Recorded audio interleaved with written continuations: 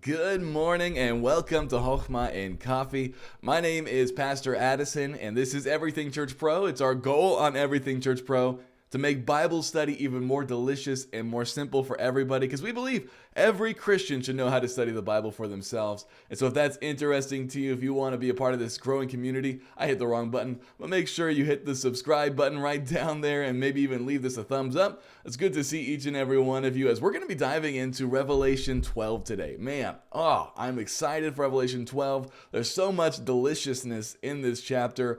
It's definitely can be trippy, and I may say tripping upper. It can make people trip up because of the symbolism and things that go on there, but I know that you're going to enjoy this today. And so bringing on my brother here, Jonah, are you ready to dive into Revelation 12 this morning? Yes, sir. For Oh, sure. man. How's spring break been treating you? Good. I can't believe it's already over. I was telling my wife last night, wow, where did it go? I Hmm. mean, it felt like it just started, and I haven't got all the things that I wanted and needed to get done. So Yeah, right? it It's goes just flies amazing. by. It's amazing how time gets faster and faster. And I heard from those who are even older than us that it continues to speed up, which to me is just it boggles my mind. Because I remember, as a kid, when you're 7 years old, 7 years has been forever. Like Hmm. a whole year that takes way too long. And now weeks are just flying by, years are flying by. Man, and it's just amazing. Time flies. Let's look here. Brother Gary, good to see ya. Got your coffee? And ready to go. Amen. It's good to have that coffee when we are doing our Hokmah. It keeps our brains awake, I guess. But let's look over at the preliminaries that we do each and every week. We've got that free Hokmah and Coffee background. If you want it, it's down in the description if you're just joining us.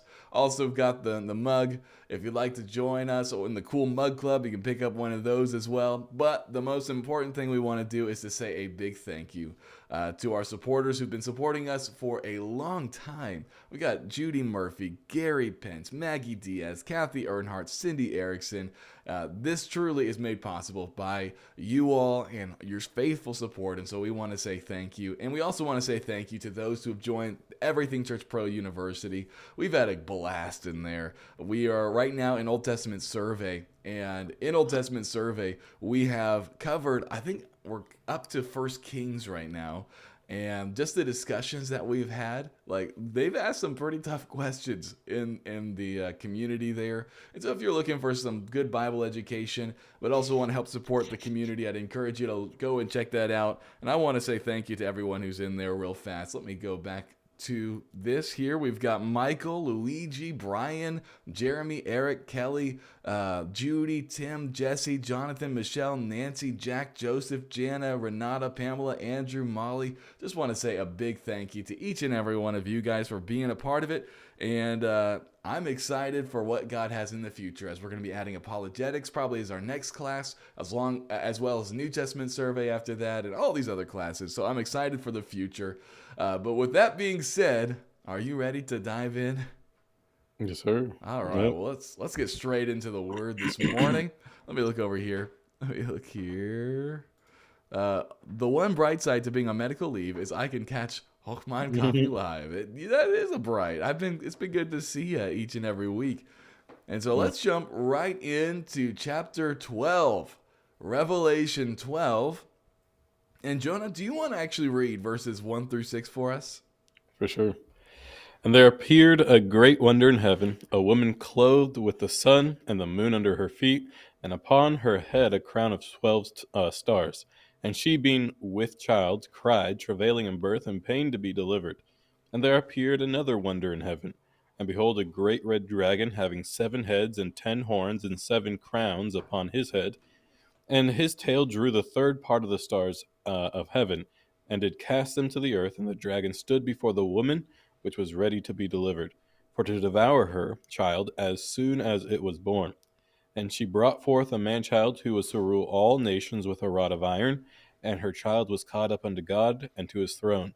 And the woman fled into the wilderness, where she hath a place prepared of God, that they should feed her there 1,260 days.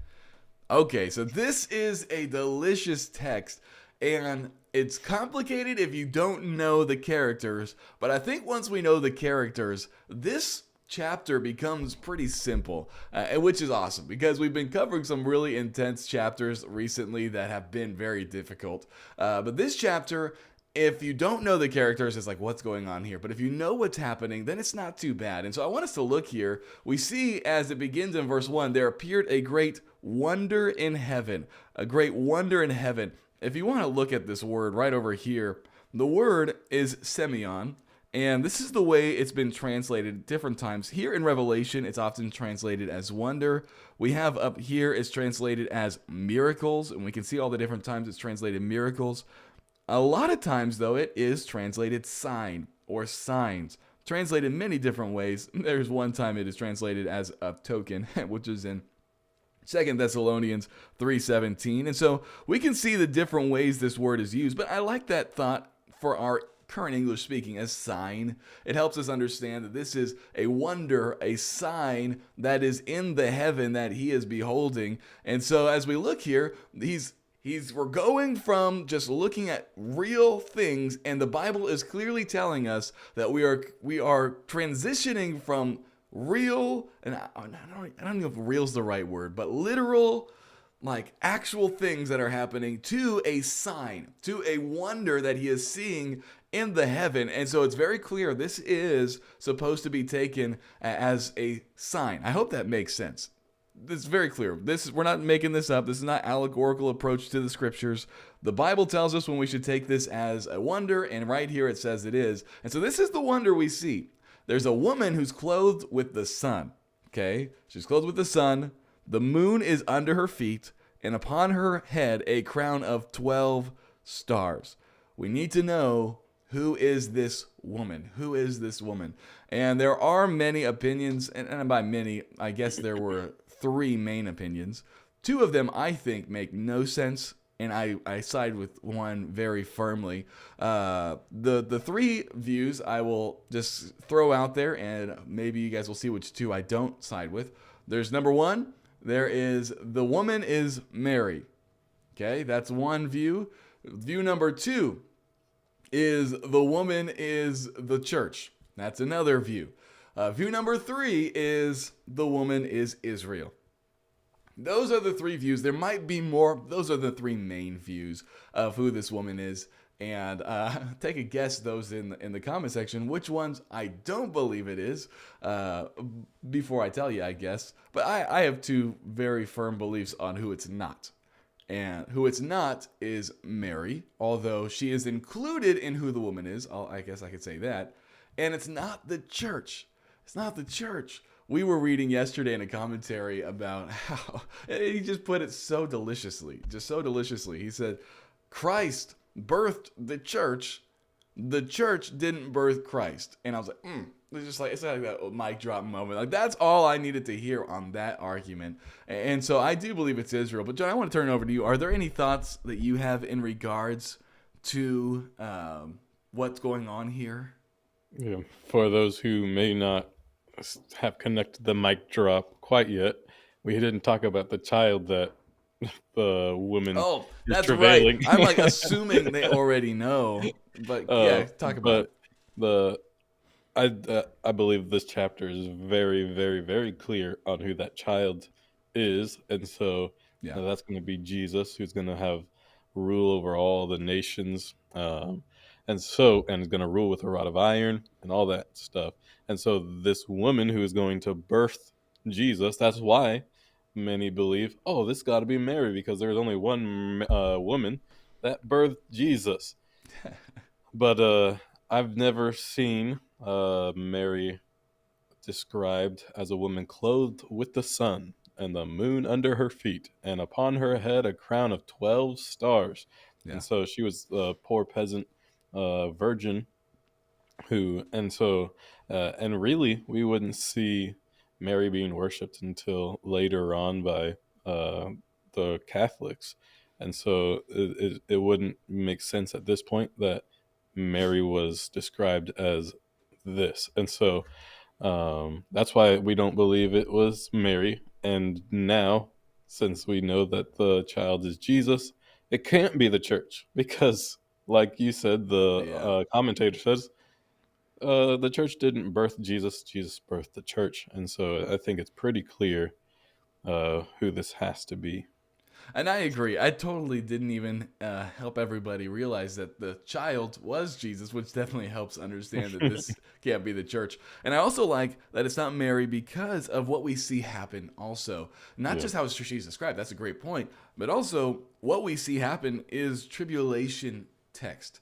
This is talking about specifically in the tribulation. This is going to happen. We'll kind of give you some clues on that in a second. And so Mary is not around during the tribulation. So this is not speaking specifically of Mary. It's not speaking of the church. It is speaking of Israel. And I believe we can say that with great certainty. Like Mm. there were passages where we were talking like, hey, you know, we can say this and maybe this is it, maybe it's not. We'll learn when it happens.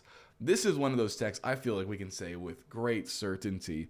The woman is Israel, the child is Jesus. And so now we have to ask, who is this dragon?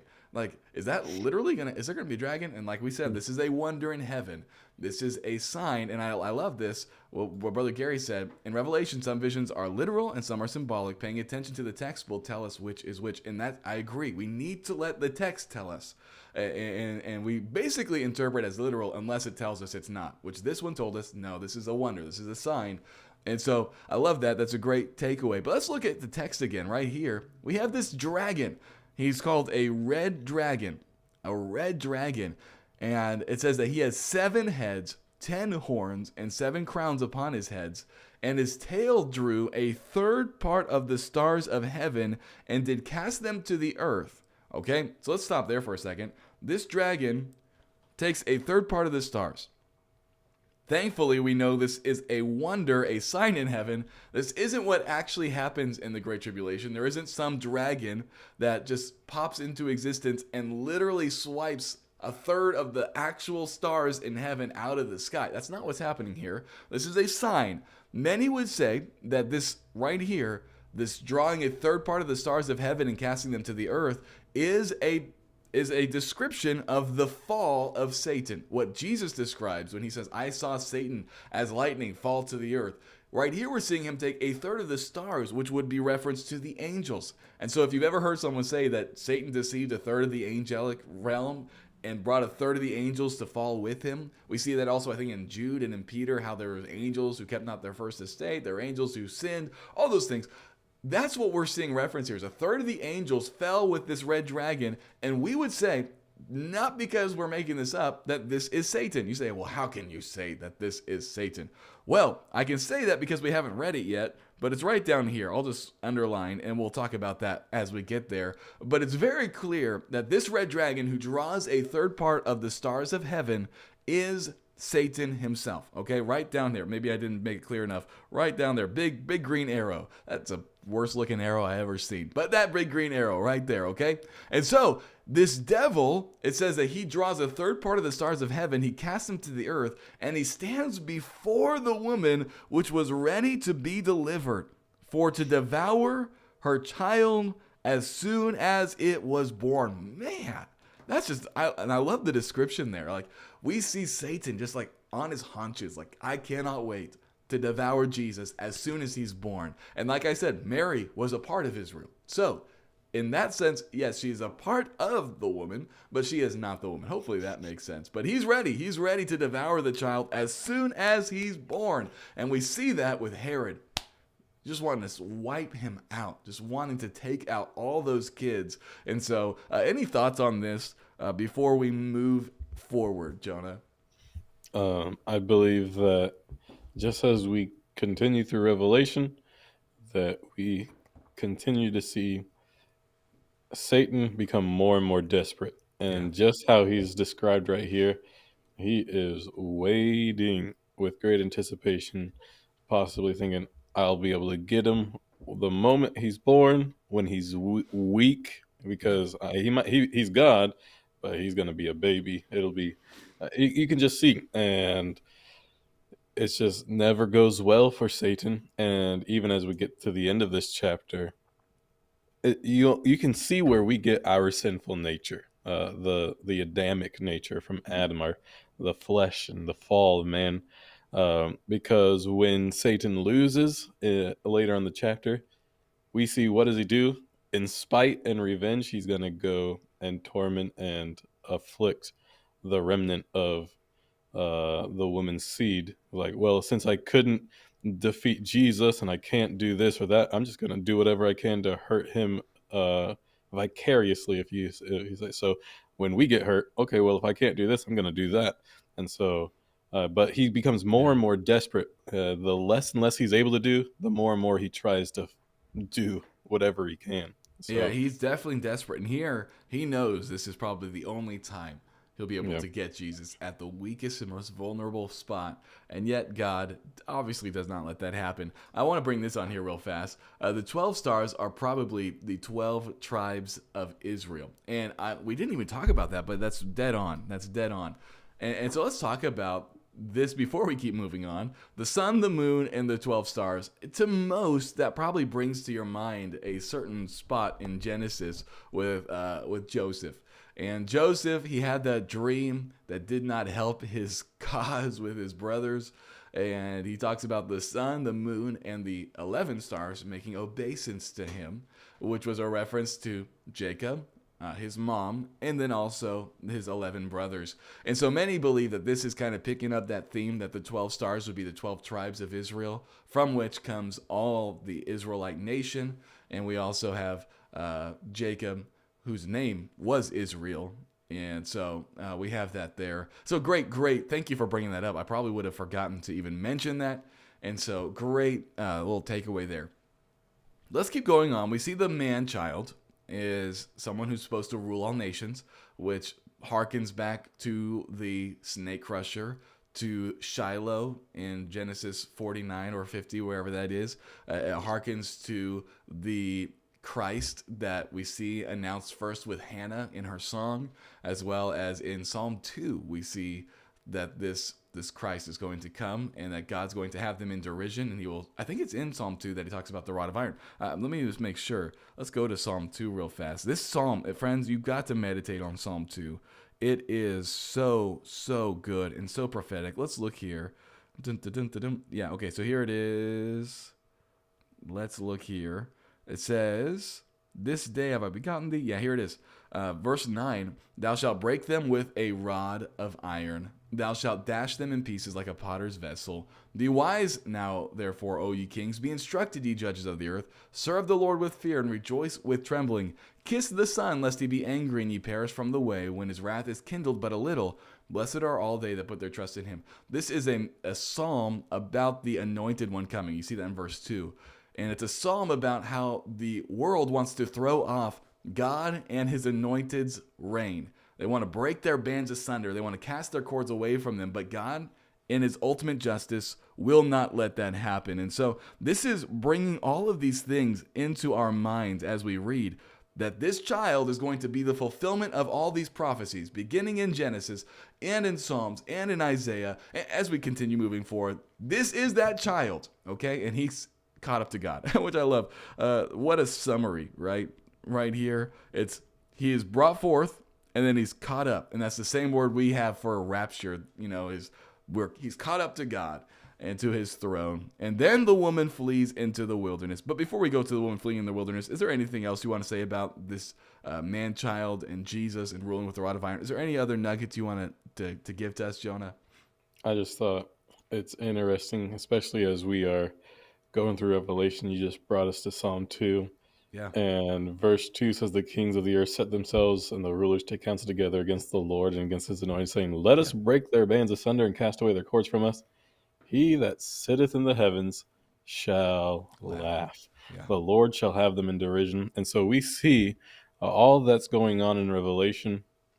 The Lord is never fretful about, am I able to beat Satan? Am I able to Yeah. win this final war? No, he's saying, all power is mine. This is my creation might be fretful and like, oh man, biting their nails. We don't have to, because Satan, the created one from God, is no match for the creator. And so it's just such an encouragement that this is not taking God by surprise or Not at a all. very difficult battle that's going to take place, as we will see. But pretty cool. I No, love that. yeah, I love that. He's definitely not worried. He's not worried at Satan. He's not worried at the world trying to throw him off. He will win in the end. And so here we have the woman flees into the wilderness after. It doesn't matter. Right here, there's a space between the catching up and the woman fleeing. This is kind of what's common in prophecy. There can be a big gap between just two verses, and it doesn't have to be explicitly stated. This woman fleeing into the wilderness is after Jesus is gone, caught up to the throne of God. So this is not Mary and Joseph fleeing into Egypt. That's not what this is referencing. The time period doesn't work out, and it doesn't work out in the flow. It says that he was caught up to God, and then we see the woman fleeing to the wilderness, where God's going to protect her for 1,203 score days. What you're going to see is very, very specific. We're having a 3.5 year pause here. And we'll also see it referred to as a time, times, and a half a time later on in this verse. And so let's just put a pin in the fleeing to the wilderness for a second. We're going to pick that up again. But let's jump into this next section, which it seems like almost we're on rinse and repeat, but we're not. And so let's look at verses 7 through 12. 7 through 12. John, do you want to read those for us? 7 through 12. And there was a war in heaven. Michael and his angels fought against the dragon, and the dragon fought and his angels and prevailed not. Neither was their place found any more in heaven. And the great dragon was cast out, that old serpent called the devil and Satan, which deceiveth the whole world. He was cast out into the earth, and his angels were cast out with him. And I heard a loud voice saying in heaven, Now is come salvation and strength, and the kingdom of our God and the power of his Christ. For the accuser of our brethren is cast down, which accused them before our God day and night, and they overcame him by the blood of the Lamb and by the word of their testimony, and they loved not their lives unto the death. Therefore rejoice, ye heavens, and ye that dwell in them. Woe to the inhabitants of the earth and of the sea, for the devil is come down unto you, having great wrath, because he knoweth that he hath but a short time. Okay, well, let's dive into this. The big question that we really have to wrestle with is this the original fall of Satan? Or is this a later fall of Satan? That's the big question. There is some disagreement. I don't see much room for disagreement, though if you do disagree with me, that's okay, because there are others who disagree with me. I just don't see much room for it. I personally believe this is a later fall of Satan that happens in the middle of the tribulation time period, and I'll explain why in a second. But before we explain why, Jonah, do you have a position personally that you are leaning towards, whether this is the first fall or the last fall? Do you have a position you're leaning towards? I tend to lean toward the fact that this is not a restatement of his first fall when he tries to become God and put himself on that same level. I think this is a different occurrence of him making war in heaven. So I agree. And so let's talk about why we think that. Okay, so there's a war in heaven. Michael and his angels are fighting against the dragon, and the dragon fought and his angels, and I love this, prevailed not. We already knew he wasn't going to prevail. Neither, this is where it gets key, neither was there any place found anymore in heaven. There was no more place found for him in heaven, and he was cast out, that old serpent called the devil and Satan, which we've referenced earlier, which deceiveth the whole world. He was cast out into the earth, and I just love how I keep saying that, and his angels were cast out with him. Okay, this, I believe, is a key thing. We see that this angel, Satan, is not allowed in heaven anymore after this casting out, but we see him in the book of Job, in heaven, doing something that we see him here doing. So I don't believe he's allowed back into heaven after this war. I think this is like the final kicking out where he's not even allowed to do the accusations. Because we see here, it says, I heard a loud voice in heaven saying, Now is come salvation and strength and the kingdom of our God and the power of his Christ. For the accuser of our brethren is cast down. Which accused, past tense, which accused them before our God night and day, and they overcame him by the blood of the Lamb and by the word of their testimony, and they loved not their lives unto death. or unto the death. I think this is a big reason why I think this is going to be future. The people in heaven, after he's cast down, refer to what he had been doing in the past tense. He used to accuse the brethren, and the brethren are the they which overcame. He used to accuse them night and day and night before God. Meaning, like right now, Satan's like, hey, Addison, you see him down there? He did this. He thought that. He said this to somebody. He should not be loved by you. He is not worthy of salvation. He is mine. And yet then we have our advocate on the other side. So we have the accuser and the advocate. And Jesus, he ever lives to intercede for us, as we saw in Hebrews. He's always saying, hey, Father, I paid for him. I paid for that sin. Yes, what he's saying is true, but it's clear he's not guilty. And I love that. And so day and night, Satan is accusing the brethren. Yet after this war, he is cast out and heaven rejoices, saying, whoa, hallelujah. There's no more place in heaven for him. The accuser of our brother is cast down. He is out of here. And then we'll get to the overcoming. But that's why I think this is a future one, which is going to happen right at the end of his time, because he says when this happens, he gets fired up. He's got great wrath because he knows after this final war in heaven, he's only got a little time left. He knows he's not going to win the great war because he's already lost in heaven. Now he knows he's got a short time to work on earth. And I think that's the final 3.5 years, which we'll give even more evidence for that in a second. But Jonah, walk me through your thoughts of this passage right here. Yeah, I agree with what you said. If anyone's still kind of on the fence, another time we see in the Old Testament about the devil and even angels in the presence of God accusing the brethren or the people of God. Yes, Job, but I think we even just did First Kings for our university, and there was the prophet. I think his name was Micaiah, and there was a spirit or an angel that was there, and he says, "Man, what can I go down and confuse The prophets. Yeah, and so we can even see that, and what we even see right here in Revelation, that not only was Satan cast out of heaven, his angels were too, and so we do see that in the Old Testament they are in heaven, which this wouldn't. This is again why I believe that this is a future event. This isn't the first fall of Satan and the angels, because we see many accounts in the Old Testament of them already still being in the presence of God. So if you're still on the fence, I don't see how you can. Now, I might not be seeing everything. And so again, if you disagree, I would love to hear what you guys think in the comments. But this is why I'm struggling. Well, how could this be the first one? So yeah, everything else that you said, I agree with. Okay, so I think we are on the same page. I don't know if everyone listening agrees. I'm looking over here. Let me just come to this one so I can pull up this comment. That's a scary picture.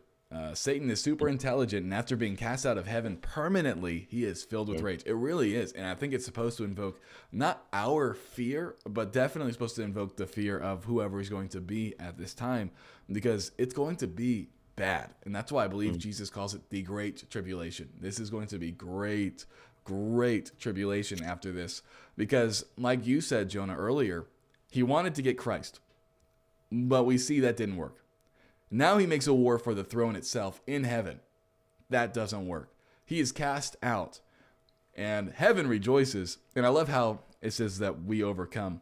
They overcame him by the blood of the Lamb, by the word of their testimony, and they loved not their lives unto death. Satan accused us before the throne, but we couldn't overcome the accuser because of our righteousness. Friends, I think we should all strive to be holy as he is holy. I believe that. But the truth is, our holiness will not get us to heaven. It had to be by the blood of the Lamb. The only way we could overcome his accusations was by the blood of the Lamb, by the word of their testimony. And we need to make sure we don't love our lives unto the death. And so that's us. This brethren is the ones who overcome. This is not the angels fighting who overcame. Just got to be clear there. If you guys have questions on that, we can talk about it later. But hallelujah for that. I think we need to now move on to this right here and further down. It says that, therefore rejoice ye heavens and ye that dwell in them. So it's like, hallelujah. We don't have to hear Satan blabbing anymore about these believers. We don't have to hear him accusing anymore. Hallelujah. Rejoice ye heavens and all ye that dwell in them. But woe to the inhabitants of the earth and of the sea, for the devil is come down unto you, and like you said, Brother Gary, having great wrath, for he knoweth, because he knoweth that he hath but a short time. And that moves us to this final movement of this text. And when the dragon saw that he was cast into the earth, he persecuted the woman. Okay, so let's just bring up the pen here. He persecuted the woman, which brought forth the man-child. And to the woman were given 2 wings of a great eagle. Again, this is not literal. This is not some lady who's going to sprout wings in the tribulation and literally fly. This is a sign. This woman, Israel, is given a symbolic wings as an eagle that she might fly into the wilderness, which we saw earlier in this text, into her place where she is nourished. I love that. For a time and times and half a time. This is, again, that 3.5 years we talked about earlier, from the face of the serpent. And the serpent cast out of his mouth water as a flood after the woman, that he might cause her to be carried away of the flood. And the earth helped, I love that, the woman. And the earth opened her mouth and swallowed up the flood, which the dragon cast out of his mouth. And the dragon was wroth with the woman. Here we have the woman. And went to make war with the remnant of her seeds. And this is distinguished from the woman, which keep the commandments of God and have the testimony of Christ. Okay, so that's this section. I'll give my description in a second. But Jonah, you give us your initial thoughts on these verses and kind of how it flows, and then I'll give my feedback in a second. Okay? Yeah, for sure.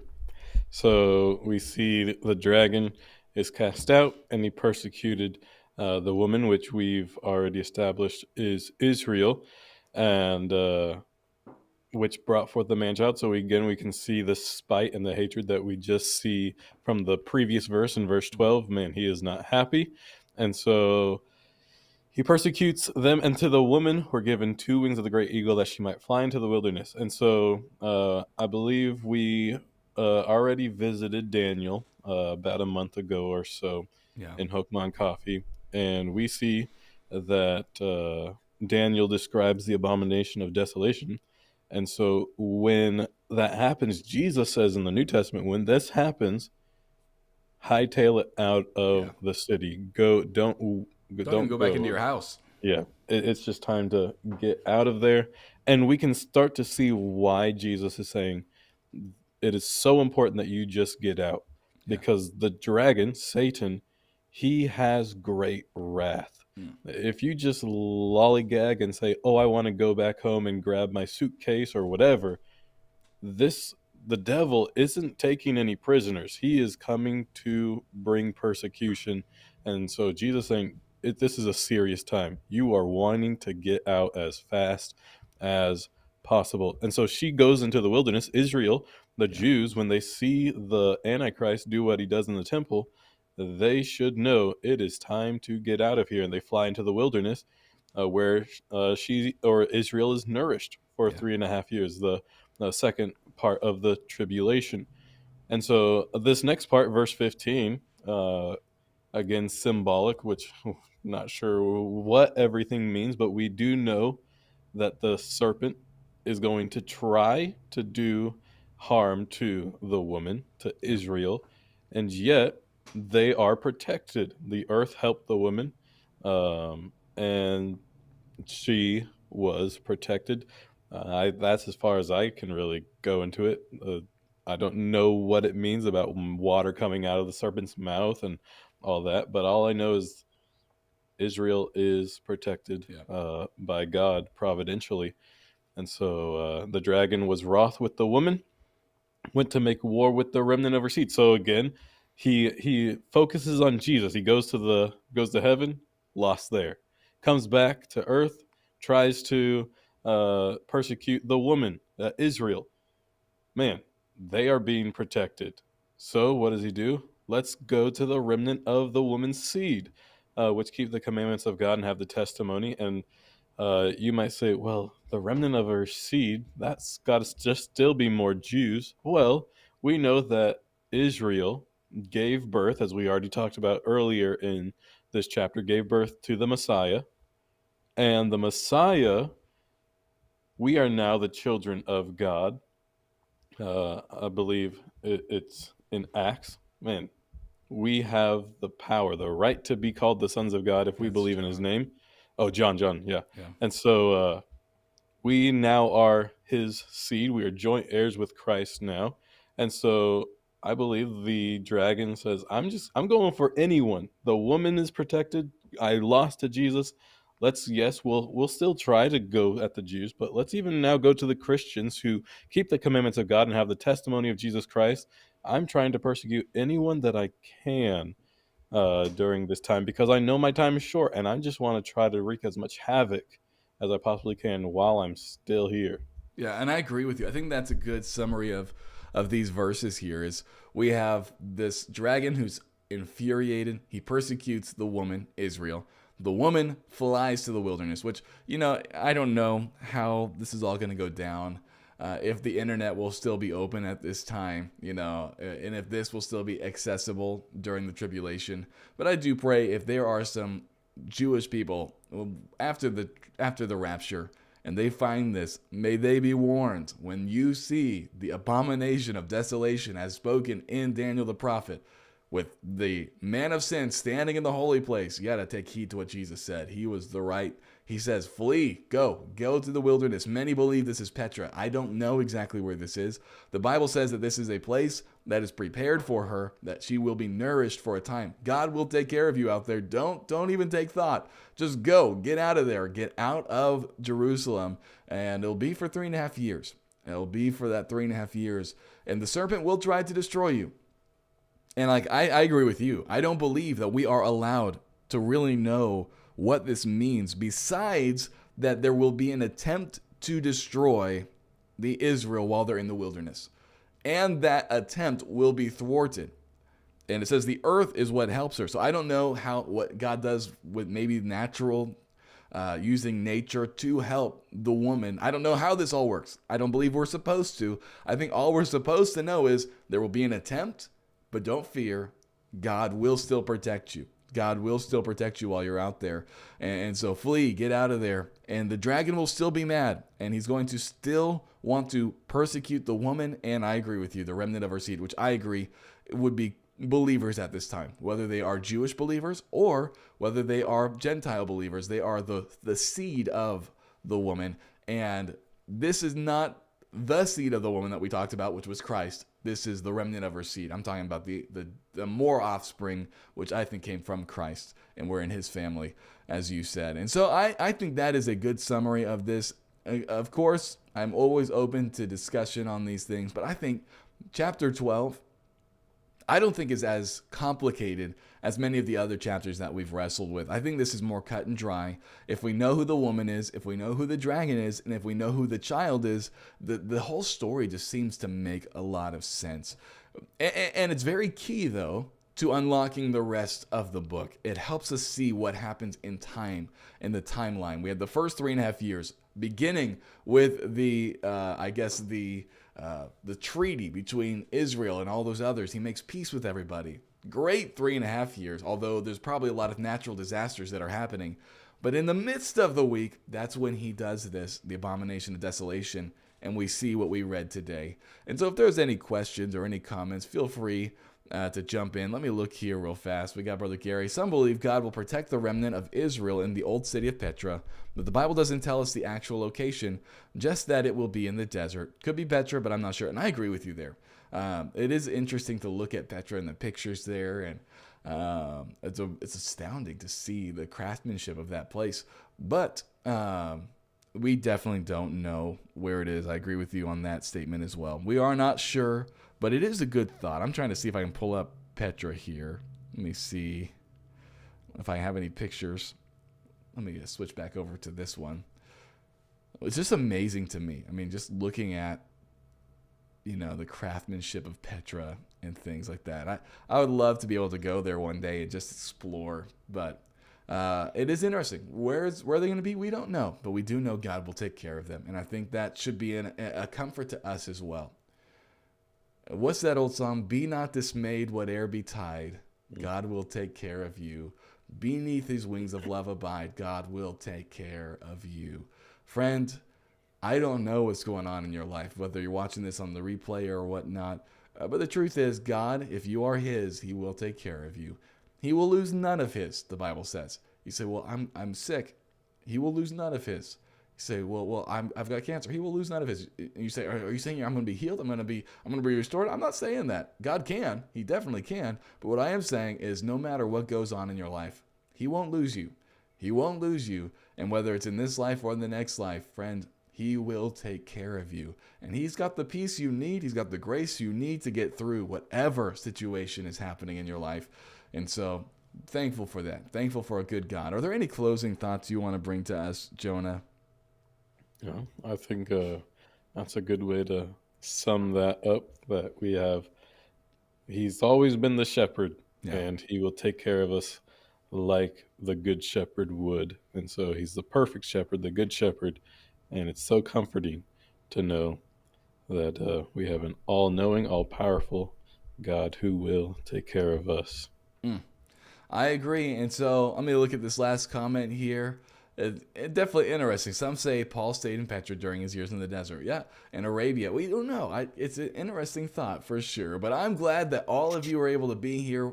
And I pray that you guys have a blessed day. I enjoy studying the Word with all of you guys. Thanks, Jonah, for being with us. If you guys haven't already, make sure you hit that thumbs up button and the subscribe button and ring that bell notification. But again, thank you everybody for being with us, and we will see you, Lord willing, next Friday, bright and early for some Hokmah and Coffee, and we'll see you guys then.